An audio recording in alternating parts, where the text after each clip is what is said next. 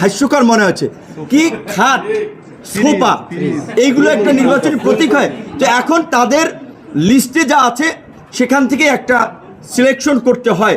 পরবর্তীতে হয়তো নির্বাচন কমিশনকে আমরা আবেদন জানাবো, বা যেমন রাজনৈতিক দলগুলোকে যেন একটু দেখতে ভালো, শুনতে ভালো এবং একটু এরকম একটা মানে বলা চলে একটা রুচি সম্মত একটা প্রতীক যেন সব রাজনৈতিক দলগুলোকে দেয়। তবে আমরা যে প্রতীকটা পেয়েছি, একদিকে এইটা একেবারেই জনগণের সাথে, সারা দেশের মানুষ চিনে, তাদের কাজের সাথে সম্পৃক্ত, এবং আমরা সিদ্ধান্ত নিচ্ছি যে ট্রাক নিয়েই আমরা উপজেলা জেলায় সফরে আমরা গণ অধিকার পরিষদ জিওপি নামে আজকে আমাদেরকে নির্বাচন কমিশন আমাদের যে তথ্যের যে ঘাটতি ছিল বা তাদের যেটা প্রয়োজন ছিল সেটা পূর্ণতা সাপেক্ষে আজকে নিবন্ধন প্রদান করেছে।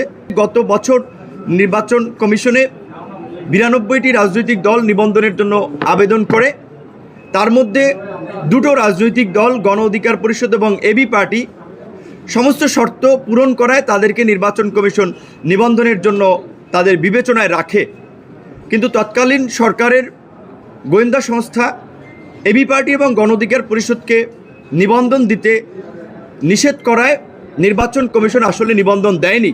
গত 28শে অগস্ট আমরা পুনর্বিবেচনার জন্য একটা দরখাস্ত দিয়েছিলাম। নির্বাচন কমিশনের যে শর্ত ছিল 3টি শর্ত, এই যেহেতু নিবন্ধনের বিষয়টি আপনার 111-এর সময় বা 1/11 সরকারের সময় সিদ্ধান্ত হয়, তো কাজেই সেই সময় অনেকগুলো শর্তের মধ্যে একটি শর্ত ছিল যে কোনো সাবেক সংসদ সদস্য থাকা কিংবা কোনো নির্বাচনে অংশ নিয়ে একটা নির্দিষ্ট ভোটের হার। 3 নম্বর শর্ত ছিল যে 1/3 জেলা কমিটি এবং 100 উপজেলা কমিটি।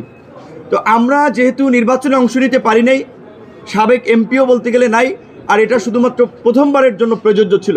বর্তমান প্রেক্ষাপটে নির্বাচন কমিশন 1/3 জেলা এবং শতাধিক উপজেলা কমিটির কার্যকারিতা এবং প্রত্যেকটা উপজেলায় 200 সমর্থক সহ সেইটি বিবেচনা করছে।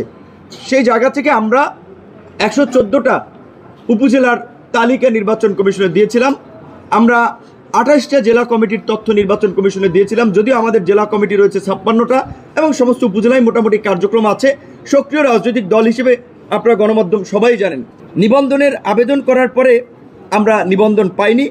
মূলত নিবন্ধন না দেওয়ার জন্য তারা আপনার বিভিন্ন ধরনের অজুহাত দেখিয়েছিল। যেহেতু আমরা কোর্টে যাইনি, আমরা নির্বাচন কমিশনের কাছেই আমাদের আবেদনটি পুনর্বিবেচনার আহ্বান জানাই। নির্বাচন কমিশন সমস্ত তথ্য এবং সব কিছু পর্যালোচনা করে তারা নীতিগতভাবে সিদ্ধান্ত নিয়ে